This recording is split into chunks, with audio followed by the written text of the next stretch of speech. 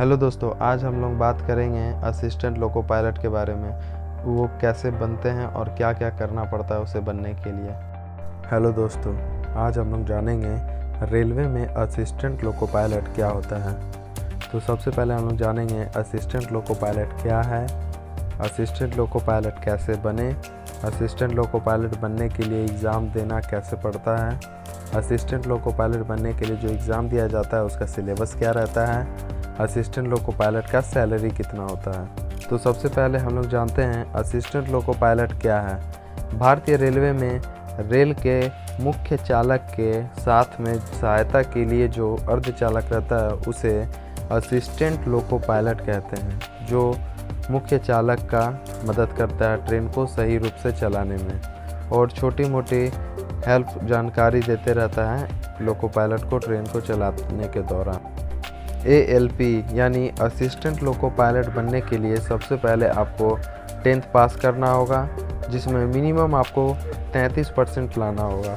उसके बाद किसी NCVT मान्यता प्राप्त ITI द्वारा आपको 2 साल का कोर्स करना होगा, जिसमें आपका हर सेमेस्टर में अच्छा नंबर आना चाहिए।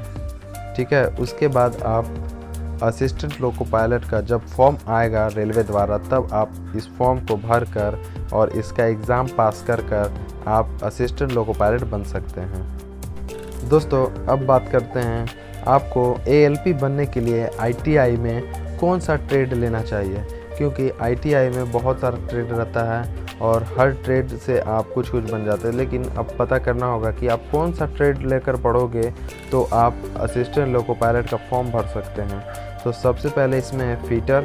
अगर आप फीटर लेकर ITI करते हैं तो आप असिस्टेंट लोको पायलट का फॉर्म भर सकते हैं। दूसरा इलेक्ट्रिकल, अगर आप इलेक्ट्रिकल लेते हैं तो भी आप इस फॉर्म को भर सकते हैं।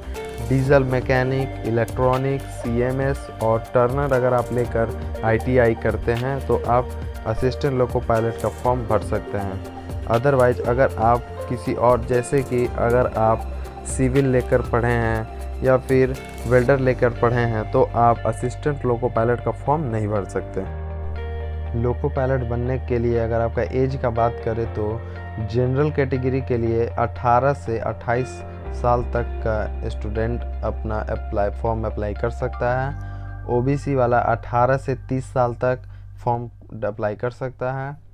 SC और ST में 18 से 33 साल का जो स्टूडेंट रहेगा वो ALP बन सकता है। असिस्टेंट लोको पायलट का अगर एग्ज़ाम पैटर्न का बात करें तो आपको ALP बनने के लिए 3 स्टेज का एग्ज़ाम देना होगा, मतलब 3 स्टेज में एग्ज़ाम देना होगा, जिसमें पहला स्टेज में आपको CBT 1 एग्ज़ाम देना होगा, जिसका क्वेश्चन GK, GS और मैथ, रीजनिंग और करंट अफेयर से पूछा जाता है। अगर आप स्टेज 1 पास कर जाते हैं, CBT 1 पास कर जाते हैं, तो आपको स्टेज 2 यानी CBT 2 के लिए बुलाया जाता है, जिसमें GK, GS, मैथ, रीजनिंग और करंट अफेयर पूछा जाता है। और स्टेज 2 में आपको 2 पार्ट में एग्ज़ाम लिया जाता है। पार्ट 1 में CBT लिया जाता है, जिसमें GK, GS, math, reasoning, CF वगैरह पूछा जाता है, और पार्ट 2 में आपको रिलेटेड ट्रेड से क्वेश्चन पूछा जाता है। आप जिस ट्रेड से ITI किए हैं आपको उसी ट्रेड से क्वेश्चन पूछा जाएगा और आपको उसमें पासिंग मार्क लाना रहता है। अगर आप स्टेज 2 भी पास कर चुके हैं तो आपको स्टेज 3 का एग्ज़ाम के लिए बुलाया जाता है, जिसमें आपका साइकोलॉजी का एग्ज़ाम होता है। अगर आप साइकोलॉजी का भी एग्ज़ाम पास कर जाते हैं तो आपका पैनल में नाम आता है और आपको सेलेक्ट किया जाता है। अब जानते हैं असिस्टेंट लोको पायलट बनने के लिए जो CBT 1 का एग्ज़ाम देते हैं उसमें कितना मार्क्स का आपका एग्ज़ाम लिया जाता है।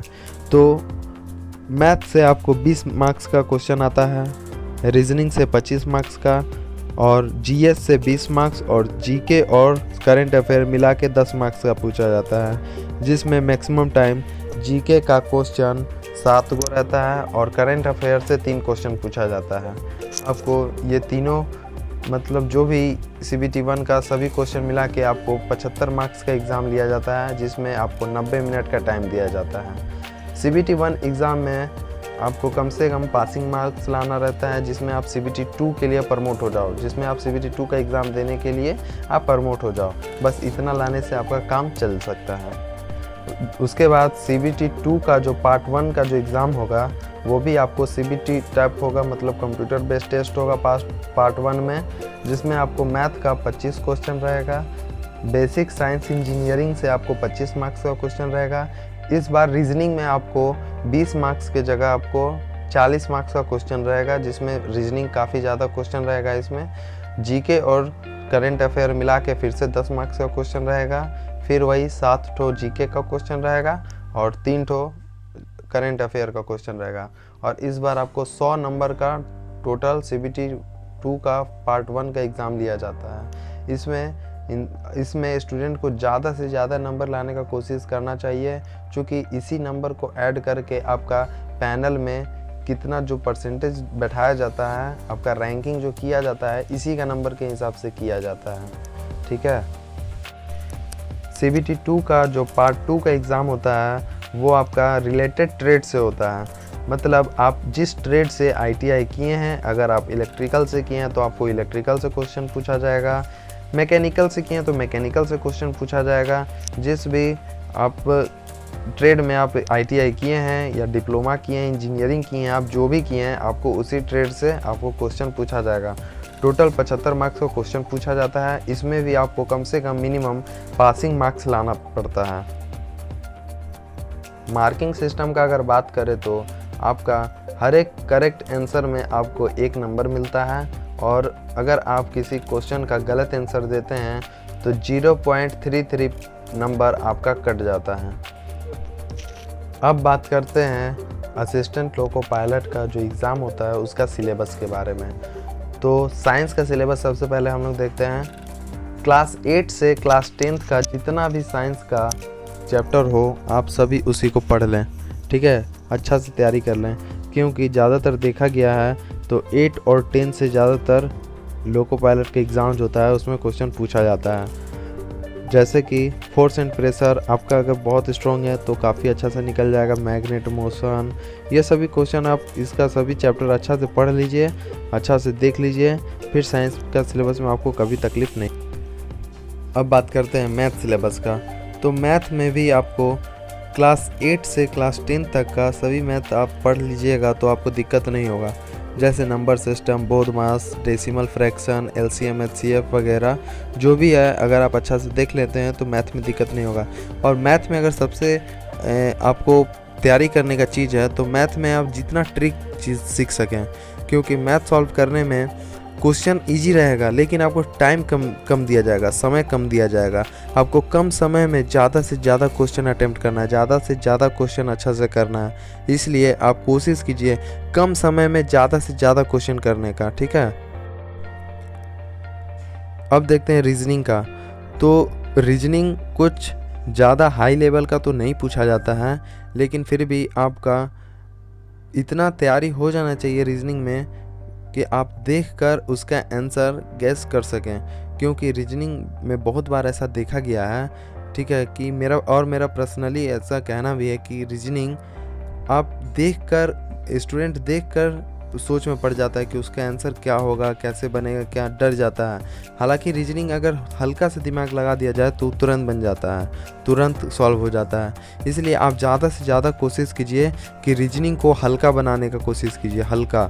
ठीक है, जितना आप उसमें अच्छा हल्का बनाइएगा, जितना ट्रिक सीख जाइएगा ट्रिक, आपको उतना ही जल्दी रीजनिंग कंप्लीट हो जाएगा, और कम टाइम में ज़्यादा से ज़्यादा आप क्वेश्चन बनाने का तैयारी कीजिए।